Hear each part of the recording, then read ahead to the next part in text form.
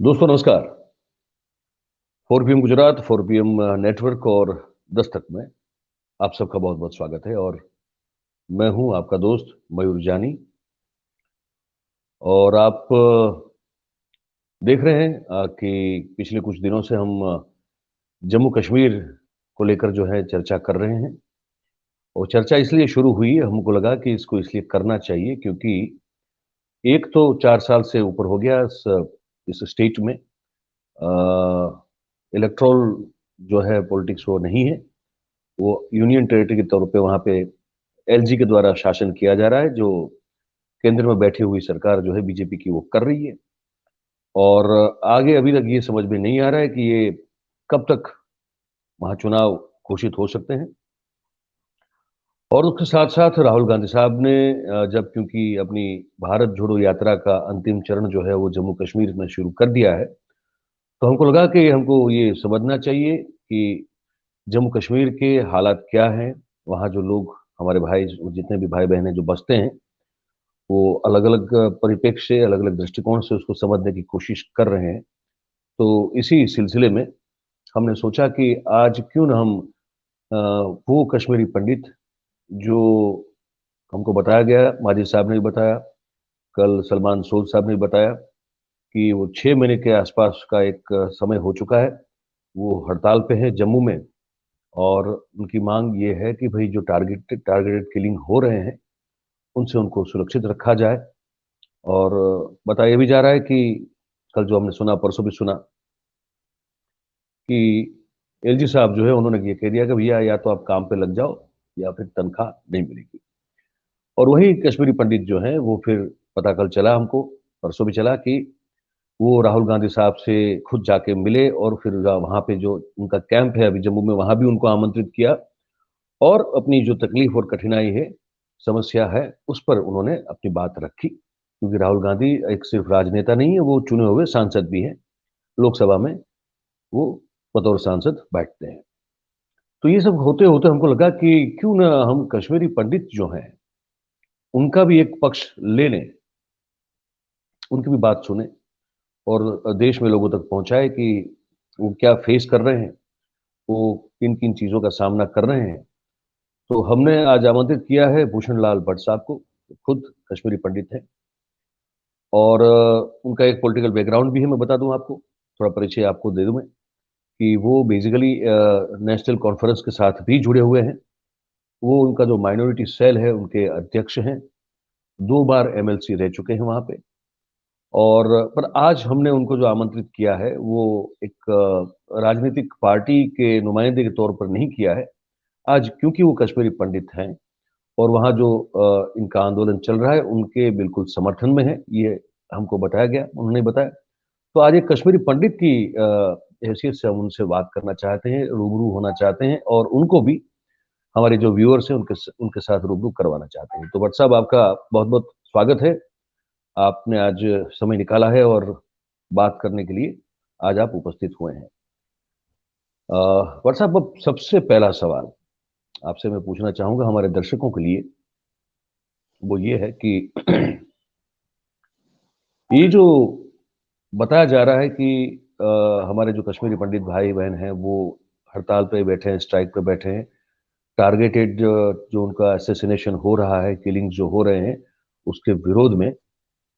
और एलजी साहब जो है वो कह रहे हैं कि आपको काम पे लग जाना होगा और उसके बाद वो जो स्थिति अभी बनी हुई है, उस पर आपका कमेंट, पहला कमेंट बताइए क्या है?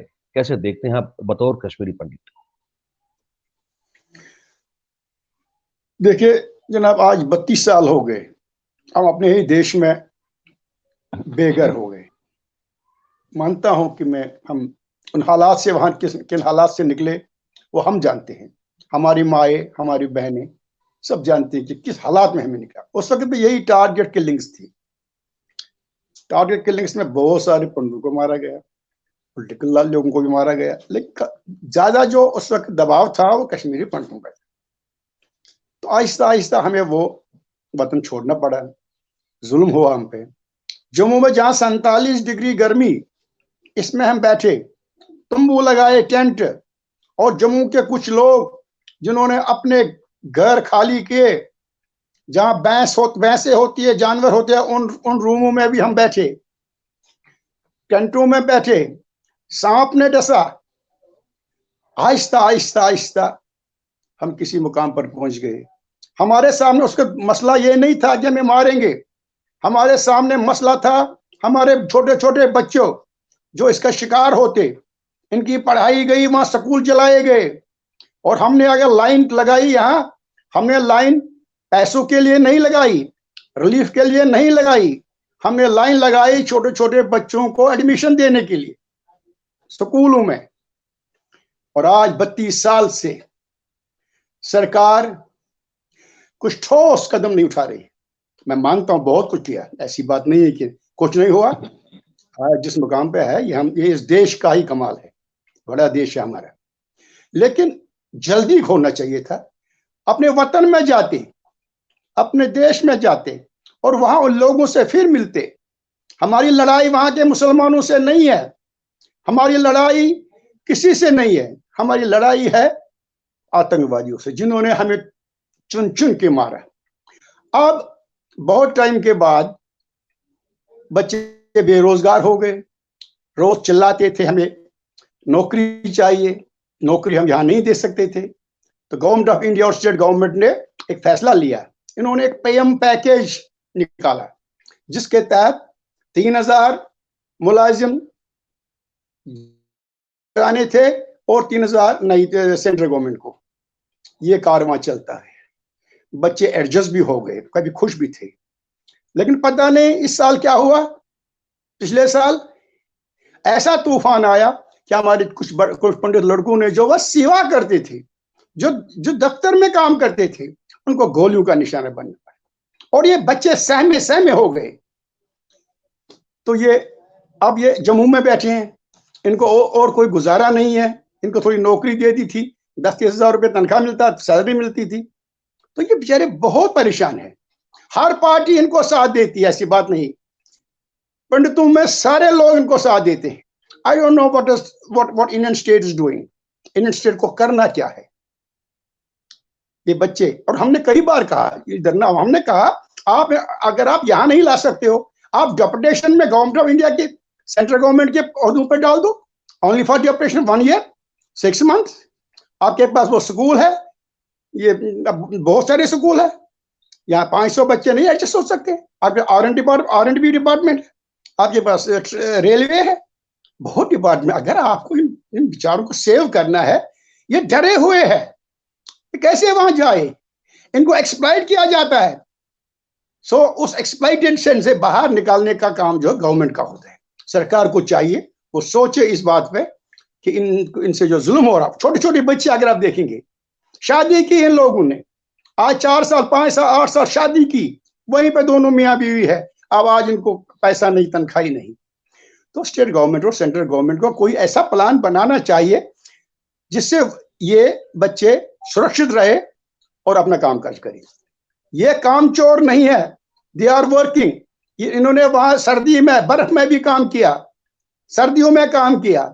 मैं एक बार श्रीनगर से आ रहा था, मैंने वेसू में देखा लेडीज जा रही थी दूध लाने के लिए, 6 बजे गांव जा रही थी। ये भी हालात थी, और ये हालात किसने खराब किए, ये सोचना पड़ेगा इंडियन स्टेट को। और दूसरी बात जो है, जहां मुझे लगता है इट इज इंटेलिजेंस फेलियर। आपके एलजी साहब के पास एक एडवाइजर है, भटनागर साहब, he was in this police department. तो आपके पास एडवाइजर नहीं है। 2-4 एडवाइजर होते जो कोई फैसला लेते हैं बच्चों के बारे में, आपके पास कुछ नहीं है। हमने पहले भी देखे दिस गवर्नर रूल, 5-5 8 एडवाइजर्स थे जो लोकल थे, लोकल वाले रास्ता निकाल दिए। इसका कोई रास्ता निकालने वाला नहीं है, इनसे मिलने वाला नहीं है। बीजेपी वाले बेचारे थक गए, वो भी इनके पास जाते हैं रोज, हम जी आपके साथ हैं। मेरे लीडर डॉक्टर फारूक अब्दुल्ला ने तुरंत उसी वक्त एलजी से मुलाकात की, 5-4 लीडर लेके। उसने कहा कि इन बच्चों का सोचो। क्या एलजी ने कोई एक्शन की? क्या एलजी ने डिस्ट्रिक्टों से डीसीओ को लाया जो पहले जमाने में होता था? उसने बरादरी में कुछ लोगों को लाया कि इस संकट को दूर करते, नहीं किया। लिहाजा मेरी गुजारिश है आपके जरिए गवर्नमेंट ऑफ इंडिया से, स्टेट गवर्नमेंट से, एलजी गवर्नमेंट से, कि वो इनको जल्द से जल्द तनख्वाहें वागुजार करे, और जब तक हालात ठीक होंगे ये वहां चले जाएंगे। अभी आने वाली शिवरात्रि है, ये बच्चे बहुत बहुत परेशान हैं। मैं सिर्फ एक ही चीज कहता हूं, अगर आप इनको यहां नहीं ला सकते हो, वहां नहीं रख सकते हो, आप इनको डेपुटेशन पे कहीं भेज दो। हमारे बच्चे लद्दाख में भी काम करते थे, हमारे बच्चे और जगहों पे काम करते। आपके बहुत सारे ऑफिस पूरे देश में है, वहां हमारे लोग होते ही नहीं, उनको भेज दो, बड़ी जगह है। सो माय रिक्वेस्ट इज कि इन पे सोचा जाए, और हमारी सहानुभूति इनके साथ है, और मेरी जमात के जो नेशनल उनकी भी सहानुभूति इनके साथ है। अच्छा, अब देखिए, ये तो एक वो हो जाएगा ना, अगर वो कहीं बाहर भेज देते हैं तब तो फिर उनको लगता है कि उनकी नाक कट जाएगी कि वो कश्मीरी पंडितों को जम्मू कश्मीर में अभी अब तक इतना जो हो चुका है माइग्रेशन, उसके बाद अगर सरकार खुद कहीं बाहर भेजेगी तो फिर तो उनकी बदनामी होगी। तो मुझे लगता है वो तो कभी वो करेंगे नहीं। आपने दो चीज बड़ी दो दो हाँ, मैं एक दो सवाल पूछ लूं, फिर आप प्लीज कंटिन्यू कीजिएगा। आपने एक बात बड़ी वो कही कि एक तो डरे हुए हैं, मतलब कि ये कबूल करना किसी को कि हम डरे हुए हैं, अपने आप में बहुत बड़ी बात होती है। आप कह रहे हैं हम डरे हुए हैं, और दूसरी बात आप कह रहे हैं इंटेलिजेंस फेलियर है। अब एक सवाल ये होता है भट्ट साहब कि देखिए, एलजी साहब का शासन चल रहा है। एलजी साहब मतलब कि सीधा सेंटर का शासन चल रहा है, सेंटर में मतलब कि होम मिनिस्ट्री का शासन चल रहा है, और होम मिनिस्ट्री मतलब अमित भाई शाह देख रहे हैं। और नरेंद्र भाई और अमित भाई का हम जानते हैं कि कश्मीर को लेकर एक अलग सा एक 370 को लेकर जो उनका स्टैंड था, उसके बाद वो लगातार कश्मीर संघ की और भारतीय जनता पार्टी की विचारधारा का एक बहुत प्रमुख अंग रहा है। इस स्थिति में क्या मुझे आप बता सकते हैं कि ऐसा तो क्या हो गया है कि इतनी स्ट्रॉन्ग एडमिनिस्ट्रेशन की एक इमेज रखने वाली ये पार्टी की सरकार के होते हुए, उनके एलजी के होते हुए, मतलब वही तो सीधा शासन चला रहे हैं, इतने किलिंग कैसे हो रहे हैं, कैसे नहीं वो रुक रहे हैं, और लगातार ये जो मामला बढ़ते जा रहा है, इसका कारण आपको क्या लगता है? विश्वासघात। You don't have officers, local officers जो एकदम इनकी खोज करते। पहले भी अफसर थे, बड़े बड़े आईएएस अफसर, आपने सब अफसरों को खुदा खुदा लाइन में भेज दिया। आपने बिहार से, यूपी से ऑफिस आईएएस ऑफिसर जिनको यहाँ का पता ही नहीं है। एक दफा यहाँ खुर्शीद अहमद गनई था, जब आईएएस अफसर यहाँ, वो जबरदस्त लोगों को देखता था, बड़ी लाइनें लगती थी पब्लिक के उसके पास। गवर्नर रूल में इनको कुछ करना चाहिए ऐसे ऑफिसर्स को। आपने चीफ सेक्रेटरी लाया बाहर से, आपके पास अवेलेबल था ठुसू ये अपना दिल्ली एक, उसको नहीं लिया। आपके अवेलेबल ऑफिसर थे यहाँ पर, अच्छे अच्छे ऑफिसर्स, तो उनको आप रखते तो उनसे काफी हद तक मसला। डुल्लू साहब आईएएस अफसर, आज एडिशनल चीफ सेक्रेटरी है, उसको चीफ सेक्रेटरी बनना था, नहीं दिया बनने, क्योंकि शरीफ कश्मीरी वो रास्ता निकालता। ऐसे लोग जो होते हैं ना, I am a secular man, मुझे बहुत लोग डांटते हैं, मेरी दिली तमन्ना है मैं उन लोगों में जाऊं जो मेरे हमसाया है, मैं उस वादी में जाऊं जहां मेरे लोग हैं। उसके लिए रास्ता निकालना होगा। दूरियां बढ़ती जा रही है, दूरियां कम करनी है, इसके लिए कोशिश करनी है।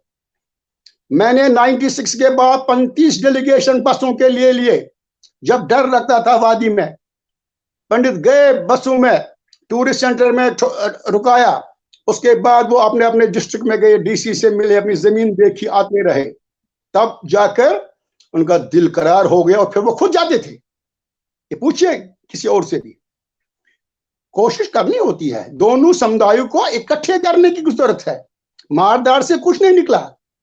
हम मौज कशीर के, हम कश्मीरी है, कश्मीर में जो रहते थे, हमारा शरीफ खून है, और उनका भी वही शरीफ खून है। क्योंकि अब पाकिस्तान ने हमारे देश के साथ ये जंग छेड़ी है, अब वो बहुत कमजोर हुआ है।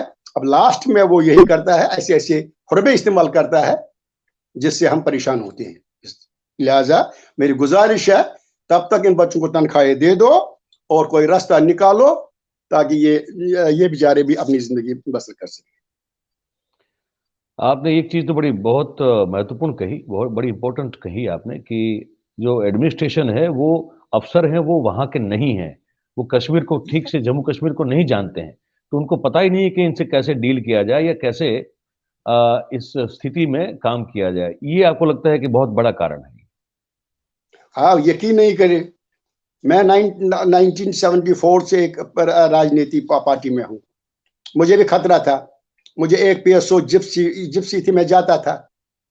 अब आप यकीन नहीं करेंगे, 2-3 साल पहले मेरे पीएसओ भी उठाए कि मैं न जाऊं। शायद मैं आज भी जाता वहां, लोगों से ऐसे बोलता, मेहरबानी करो, क्या हुआ आप लोगों को, क्या कसूर है हमारा, हम भाई भाई है, ये वो भी खराब होंगे, हम भी खराब होंगे।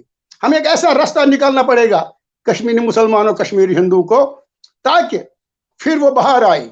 बाहर इस तरह नहीं आएगी जो राजनीति से आएगी, मंत्री बनने से, चीफ मिनिस्टर बनने से नहीं आएगा, प्यार मोहब्बत बांटने से होगा,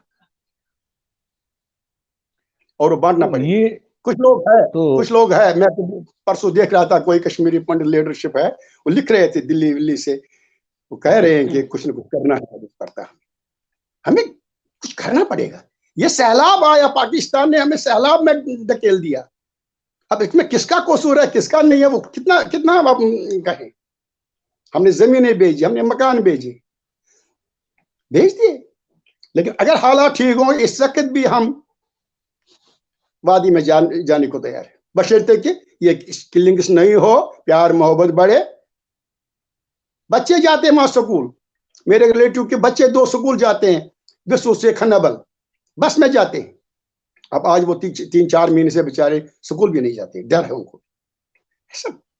इसके लिए गवर्नमेंट को बात कर, उसने कुछ कश्मीर पंडितों को लाया, उसने कोई अच्छे मुदब्बिर इंसानों को लाया, उसने विजय बकाया को लाया, वो भी 2 बातें करता, उसने डॉक्टर अग्निशेखर को लाया, इन्होंने आरएसएस के लड़कों को भी लाना था, सेक्युलर फौज को भी लाना था, भाई कुछ रास्ता निकालते। ये बच्चे परेशान हैं, सड़क पर बैठे हैं, गर्मी में, सर्दी में, और मुझसे रहा नहीं जाता है। मैं उनके पास जाता हूं कम, एक बार गया था, मैं नहीं जाता हूं, मुझे बहुत दुख होता है। ये प्यारे प्यारे बच्चे आज परेशान हैं, लिहाजा आपके थ्रू। यस जी भट्ट साहब, मैं ये भी अपने हमारे दर्शकों को बताएं कि जैसे वो तो समझ रहे हैं कि वहाँ बैठे हैं, ये मुझे बताया गया कि अगस्त से बैठे हैं और तनख्वाह, या तो अगस्त से उनको तनख्वाह नहीं मिल रही है। तो ये बता दें अगर कि किन किन तकलीफों का, मतलब एक इस पूरे माहौल में जब इस तरह से वो बैठे हैं, तनख्वाह उनको दी नहीं जा रही है, क्या क्या तकलीफ फेस कर रहे हैं हमारे जो पंडित भाई हैं वो? यही है क्या, बच्चों को स्कूल का फीस भरना है, खाना खाना है, बड़े दिन है, सब कुछ। जब जिसी को हमने, एक फैमिली बन गई, उसने 8 साल पहले शादी की, वो टीचर लग गया, और उसके बाद उसे एक लड़का मिला वहां पर, उससे शादी कर दी हमने, क्योंकि वो कश्मीर में थे। अब वो जोड़ी शादी की, बच्चे हो गए 2। अब मैं इनको आज क्या कहूं, and I was a part of this. जब मैं चला रहा था, इनके 13,000 लोग हमारे रिटायर हो गए, हमें इनको कोटा दे दो, ये कहां जाएंगे, कहां जाते बच्चे। हम चिल्ला कर असेंबली में बोले, फिर उस वक्त के लीडर ने कहा कि मैं इनको यहां नौकरी देता, जम्मू वाले मानेंगे नहीं। फिर उन्होंने गवर्नमेंट ऑफ इंडिया से फैसला किया कि हम इनको अपने ही, वहां का हक है इनको वहां पर, वहां के ये पोस्टें निकाले, और ये गए। किस तरह गए हम जानते हैं, इनको खड़ा किया हमने, इनके पीछे हम रहे, और आज हम पीछे नहीं रह भी नहीं सकते, आज हम हमारा गिरेबान पकड़ सकते हैं।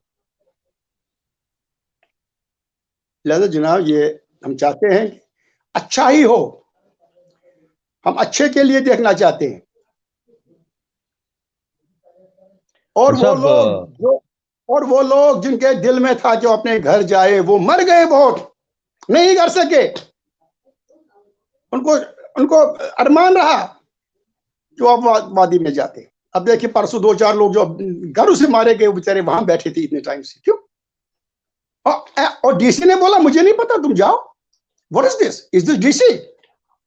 देवकाम ने बोला, देवकाम के पास लड़का गया था, जैसे बैठे हो वैसे बैठो, उनसे कंप्रोमाइज करो। कंप्रोमाइज करना था कि मैं गन उठाऊं, उनका गन भी हाथ में उठाऊं, उनके साथ चलो। So it is matter of this intelligence agencies. आपने डिपार्टमेंट में, इंटेलिजेंस डिपार्टमेंट में थानेदार को पता होना चाहिए कि उसके इलाके में कौन अच्छा है, कौन है, कौन क्या है। हरकतें होती है, एक थानेदार जिम्मेदार होता है अपने अपने एरिया का। कौन सी जिम्मेदारी आई? इतना फौज है वहां, इतनी पुलिस है, कितने लोग लगाए नौकरियों में, बहुत नौकरी, एसपीओ लगाए, पीएसओ लगाए, और उसके बाद हम इसको ठीक नहीं।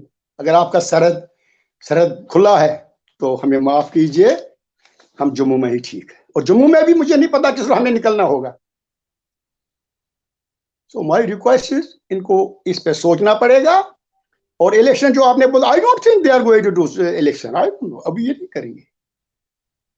मैंने कहा आप ही आ जाओ, लेट बीजेपी कम इन पावर, लेट पीडीपी कम, लेट एनीबॉडी कम रिप्रेजेंटेटिव। पब्लिक तो जाएगी ना उसके पास। वो हम जानते हैं, जब हम रिप्रेजेंटेटिव थे हमारे घरों में कैसे लाइन लगाते थे, चाय की प्याली पिला पिला कर फोन करते थे, इसको ट्रांसफर करो, इसको हेल्प करो, इसको ये करो। तो नुमाइंदे इसीलिए होते, आपने नुमाइंदे भी हटा दिए। इट्स ए ब्यूरोक्रेटिक रोल, और ब्यूरोक्रेट्स वो जिनको जान पहचान नहीं है। भूषण लाल भट्ट कौन है, वो अग्निशेखर कौन है। So my request to government of India. Bhatt साहब, एक सवाल मैं पूछना चाहता हूं जो बड़ा एक मुझे लगता है बड़ा इंपॉर्टेंट, बड़ा महत्वपूर्ण सवाल होगा। देखिए, ये जब भारतीय जनता पार्टी ने पीडीपी के साथ मिलकर जो कुछ 4 सवा 4 सरकार वहां पे बनाई कश्मीर में, जम्मू कश्मीर में, तो मैं ये पूछना चाहता हूं कि क्या उस दौरान कभी इस तरह के टारगेटेड किलिंग होते थे? पहली बात। नहीं ना। अच्छा, अच्छा, दूसरी बात कि जम्मू में भारतीय जनता पार्टी को मतलब मैक्सिमम जो विक्ट्री मिली थी वो जम्मू क्षेत्र से मिली थी, ठीक है? तो मतलब कि जो हमारे जो पंडित भाई जो वहां पे रहते हैं और डोगरा हैं, वो बाकी और भी लोग हैं, उन सब ने मैक्सिमम जो है भारतीय जनता पार्टी को वोट देके जिताया था। ये बात भी सही है? ये गुस्सा था, ये गुस्सा था जो हमें 32 साल देखना पड़ा। ये गुस्सा है कि हमने इनको वोट दिया, गुस्से में। अच्छा, जो हमें किस चीज का, अच्छा किस चीज का गुस्सा, किस चीज यही का जो गुस्सा हमें था, ये पहले बता दो। यहाँ 30 साल हमें देखना पड़ा। 30 साल हम सड़कों पे थे, 30 साल हम टेंटों में थे। हेल्प भी हुआ, ऐसी बात नहीं है, काफी हेल्प हुआ। अगर आप देखें कि कितना पैसा लगा, कैंपों में कैंप बनाए, लेकिन कहाँ कैंप, एक 5 मंजिल 4 मंजिल मकान में रहने वाले को हम एक टेंट में रखेंगे, एक 1 रूम सेट में? वो हम जानते हैं कि हमने कितना तकलीफ उठाया। अगर हम इनको बंगला भी देंगे, वो भी सेक्शन, अगर एक एक बंगला भी देंगे, वो भी सेक्शन नहीं है। जो आनंद जो उनको अपने घरों में, चाहे गरीब थे अमीर थे, अपना धान निकलता था, अपनी सब्जी निकलती थी, अपना प्यार मोहब्बत था, वो हमें छीना गया। उसकी हमें उसकी तलाश करने दो इनको they should forget these things, military, this communalism, this that. अरे एक हो जाओ सब। अगर आप कहते हो सबका साथ सबका विकास, तो वही करो। अच्छे लोगों को सामने लाना जो बात करे, ऐसे लोगों को लाओ जो बात करे। पॉलिटिकल पार्टीज को सबको जमा करो, उनको बोलो इसका हल क्या है, इन बच्चों को कैसे बचाएंगे। They will go and they will direct their cadre. Don't kill them, don't beat them. अपने कार्डर को कह सकते हैं, इन्होंने ऐसा भी नहीं किया। ऑल पार्टी मीटिंग बनाते, अपने अपने कॉन्स्टिट्यूएंसी में जो पहले एमएलए था, जो बनने वाला, इनको बोलते यार अपने इलाके में देखो कोई गलत काम नहीं होना चाहिए। बहुत बहुत किस्से हैं जो मैं क्या कहूं। मैं सिर्फ यही कहूंगा कि भगवान करे हमें अक्ल आए, और फिर वो मिलनसार एक हो जाए। और सब तो आपने ये कहा कि एक गुस्सा था जो आपके साथ 30 साल तक होता रहा। आपको लगा कि बीजेपी को जिताएंगे और बीजेपी जो है हमारा बहुत सब कुछ ठीक कर देगी, कल्याण कर देगी, तो कल्याण कर देगी। तो अब बीजेपी को के बारे में जो है पंडित हमारे जो है भाई क्या सोचते हैं अब इस स्थिति में? कुछ नहीं, मैं उस पर नहीं कह सकता हूँ पंडित क्या सोचते हैं। और ये टाइम बता देगा, जब इलेक्शन आएगा, ये कौन सा पैंतरा सामने डालेंगे, वो क्या कहेंगे, कौन क्या हमारे सामने डालेगा, हम कुछ नहीं कह सकते हैं। ये पब्लिक है, ये पब्लिक सब जानती है। नहीं, वो तो ठीक है सर, लेकिन मैं ये पूछना चाहता हूं कि क्या भारतीय जनता पार्टी हमारे कश्मीरी पंडित भाइयों की जो अपेक्षा थी, एक्सपेक्टेशन थी, उस पर खरी उतरी है? ये आपको लगता है कि खरी उतरी है या क्या नहीं? या तो क्या लगता है आपको जिस नहीं, जिस वजह से आपने काम जिताया था? नहीं किए, कुछ काम किए, कुछ उल्टे काम किए, जिनका जिनका ये जो कुछ भी हो रहा है हमें मारना पड़ा। उन्होंने कहा आपका जमीन वापस मिलेगा। तो भट्ट साहब, मैं ये पूछना चाहता था कि जिस गुस्से में आपने वोटिंग की प्रो बीजेपी और बीजेपी को सत्ता में बिठाया, उसके बाद अब इतने समय से वहां एक एलजी का शासन चल रहा है, यूनियन टेरिटरी के तौर पर आप लोग हैं और आप अभी इस हालात में है, तो जिस सोच से आपने बीजेपी को जिताया था, जिस उम्मीद से आपने जिताया था, क्या वो उम्मीद पे बीजेपी खरी उतरी है? नहीं, नहीं, अभी तक नहीं।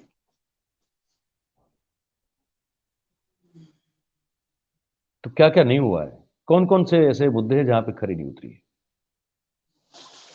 ये बहुत कम कश्मीरी भाईगटों की तरह जाते हैं। हम मंत्री को हफ्ते में एक बार लेते थे, हम कैंपों में वहां पर मसले हल करते थे। इनका कोई अफसर नहीं आता कैंपों में, कोई बाहर नहीं आता है। पब्लिक पब्लिक को देखता ही नहीं कोई।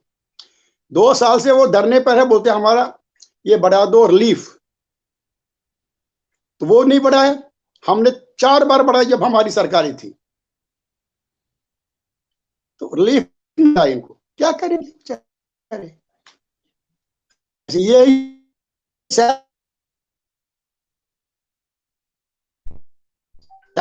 दे दो, कम से कम बढ़ा दिया, शिवरात्रि है, और उसके बाद कुछ शुरू कर,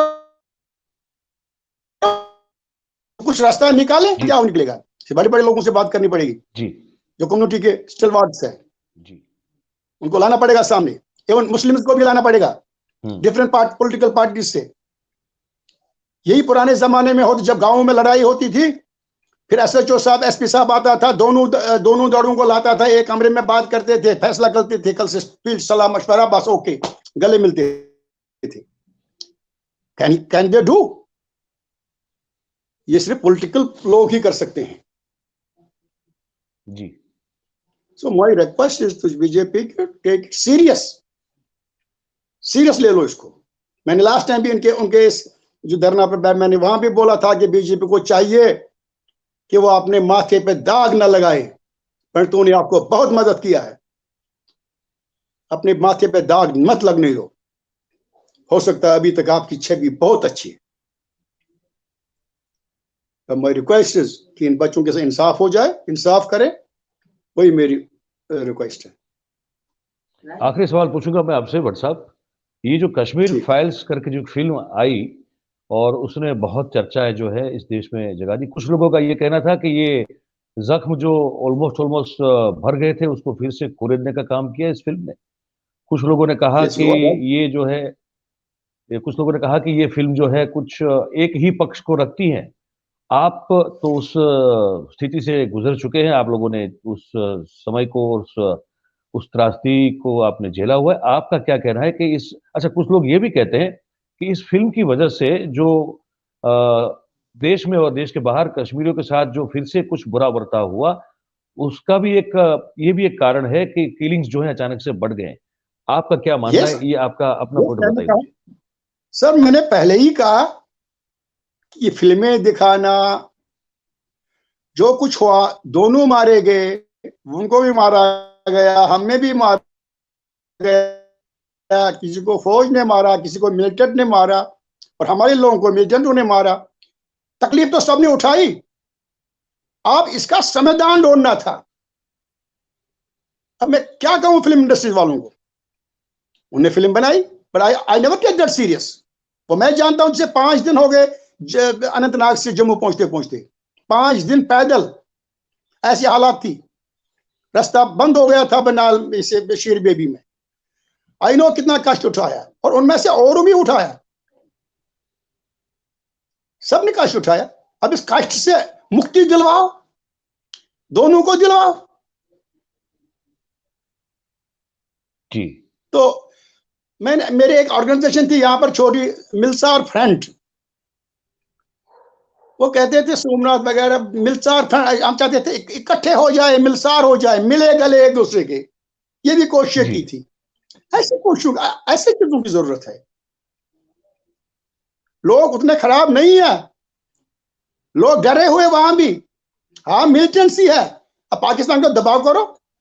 आप हमारे फौजी मारे गए लखपोरा में, आपने स्ट्राइक किया, वहां पार किया, और जब मेरे पंटू को मारा गया आपने कोई मसला नहीं उठाया, कोई नहीं किया।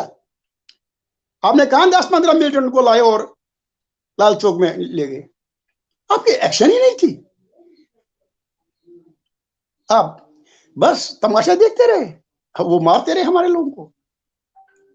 जो 32 साल 35 साल 40 साल वहां पर था, अपना बाग था, मुझे रोना आया जब मैंने उसका घर देखा, उसने क्या सजाया था, छोटा सा घर उसने बनाया था, बहुत अच्छे प्यारा घर, निकलना पड़ा बेचारे राहुल भाई को मार। राहुल रा, राहुल भट्ट साहब जो जिनकी राहुल ने भी, हत्या की गई यस, की बात कर रहे हैं। तो इस तरह से फार्म हाउस छोटा बनाया था, एक नहीं शुपियान में फार्म हाउस जो लगता था। हम कहाँ बैठे हैं इधर, हम तो इधर पत्थरों में बैठे हैं 47 डिग्री गर्मी में। तो आपका बहुत बहुत शुक्रिया, I think it is okay. फिर पर कभी साहब आपने मिलेंगे। समय निकाला, बिल्कुल, और आपने मैंने जो पता बात नहीं कही है बड़ी। मैंने क्या कहा, आई एम सॉरी, मैंने जज्बात में क्या कहा, मेरे भी अरे जज्बात नहीं, है। और मैं 10 साल कश्मीर जाता रहा, घूमता रहा, एंड नोबडी, किसी ने मुझे परेशान नहीं किया।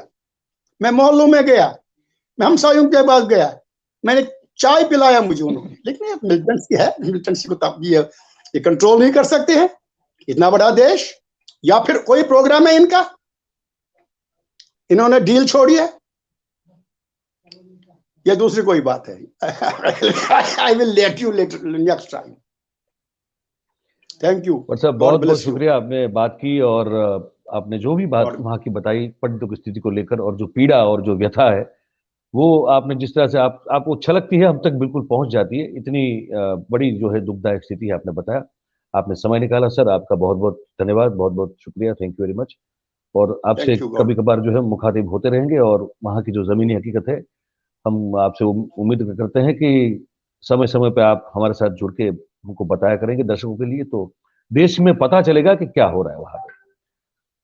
तो दोस्तों, ये भूषण लाल भट्ट साहब थे, जिन्होंने उस त्रासदी को झेला हुआ है। वो उनमें से एक थे, जिन्होंने जैसे कहा कि अनंतनाग से चलकर जो है वो जम्मू पहुंचे थे, 5 दिन लगे थे, और कैसे वो तकलीफ थी उसको भी वो भूलना चाहते हैं।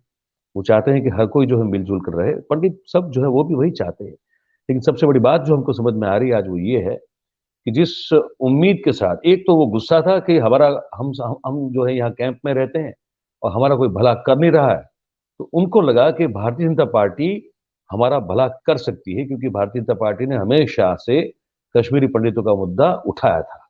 उनको लगा कि ये हमारे तारणहार हो सकते हैं, ये हमारे खैर ख्वाह हो सकते हैं, इनको एक बार जो है पूरा जिता दे। तो सब ने मिलकर जम्मू पूरे क्षेत्र में भारतीय जनता पार्टी को जिता दिया, सरकार में रहे 4 सवा 4 साल।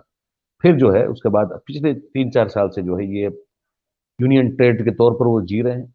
वो कह रहे हैं कि उम्मीद पर हमारी जो है बीजेपी बिल्कुल खरी नहीं उतरी है, अफसरशाही का बहुत बड़ा प्रॉब्लम है, वो भी हमको भट्ट साहब ने बताया।